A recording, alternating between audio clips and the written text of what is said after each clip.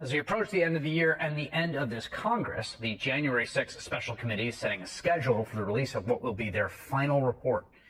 Chairman Benny Thompson now confirms the committee is planning to publish the report the week after next on Wednesday, December 21st. They're also expecting to make criminal referrals at that time. According to new reporting tonight, they are considering referrals for at least 4 individuals in addition to ex-President Donald Trump.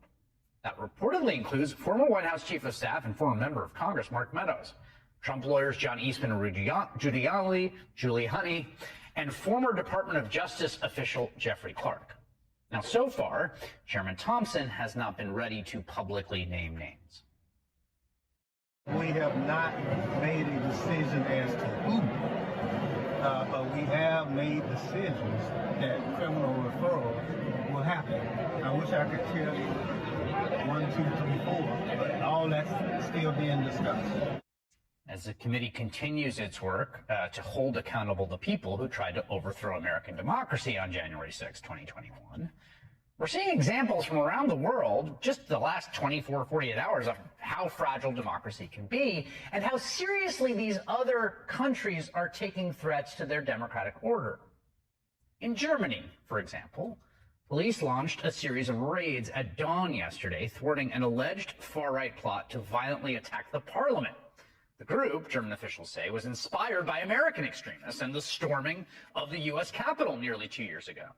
They were also influenced by QAnon conspiracy theories about everything from vaccines to the so-called deep state and mirrored some of the same language. Shortly before the raid on Wednesday, one of the suspects posted on Telegram, quote, "Everything will be turned upside down. The current public prosecutors and judges, as well as the heads of the health departments and their superiors, will find themselves in the dock at Nuremberg 2.0. Of course, perhaps more than any other state on earth, Germans know how dangerous this all can be. Last century, its Weimar-era democracy was overtaken by far-right extremists who launched arguably the most murderous government known to humankind. So that's pretty seared into the German memory. Thankfully, this plot was thwarted before the group could execute any of their plans. According to Germany's public prosecutor general, the group had an armed wing. It included former military and intended to form a new army. Their ringleader, who they plan to install as the monarch, is a 71-year-old aristocrat named Heinrich XIII. He comes from an ancient royal family that ruled part of central Germany for centuries. In a tradition dating to the 1100s, the family names all male heirs Heinrich, followed by a number, and they go all the way up to 100, and then they start over.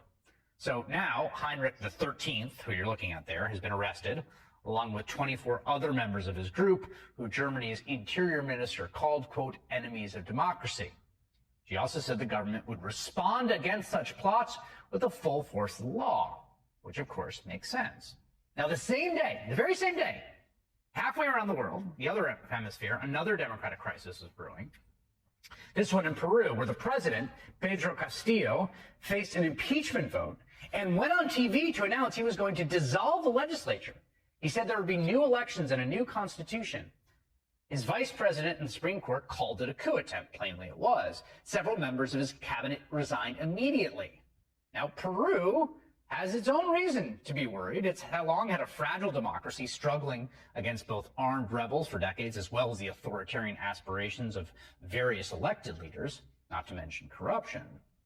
Within just 3 hours of the current president's attempt to overthrow the government, the legislature overwhelmingly voted to impeach President Castillo.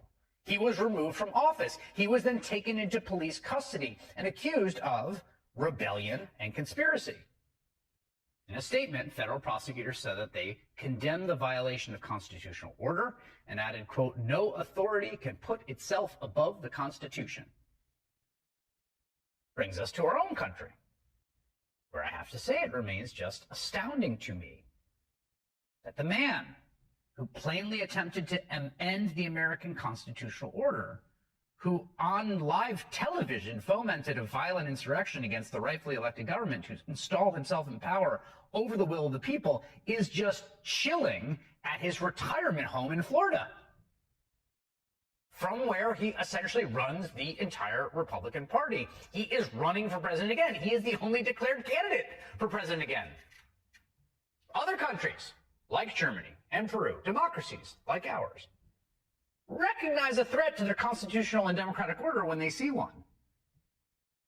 It sure does seem like they take it way more seriously than we do. And I think part of the reason for that could be that they're way less complacent about how resilient democracy is, how much of a threat someone like Donald Trump can be. But I'm going to talk to someone who's decidedly not complacent and has been working very hard for several years now to hold Donald Trump accountable for his actions. Congressman Adam Schiff, former impeachment manager, a member of that January 6th committee, joins me next.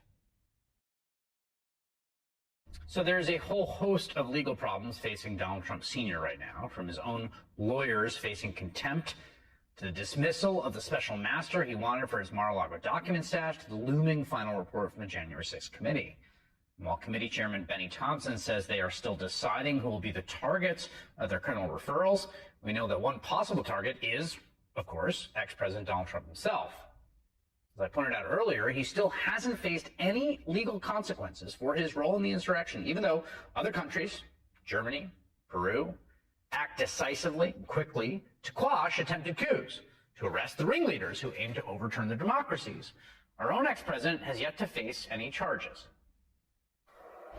Joining me now is a member of the January 6th committee, Congressman Adam Schiff, Democrat of California and chairman of the Intelligence Committee. Congressman, it's good to have you. I want to start to see if you could confirm some news. CNN reporting the committee is considering referrals for 4 individuals besides the ex-president. Those include White House Chief of Staff Mark Meadows, John Eastman, Justice Department official Jeffrey Clark, and former Trump lawyer Rudy Giuliani. Can you confirm that?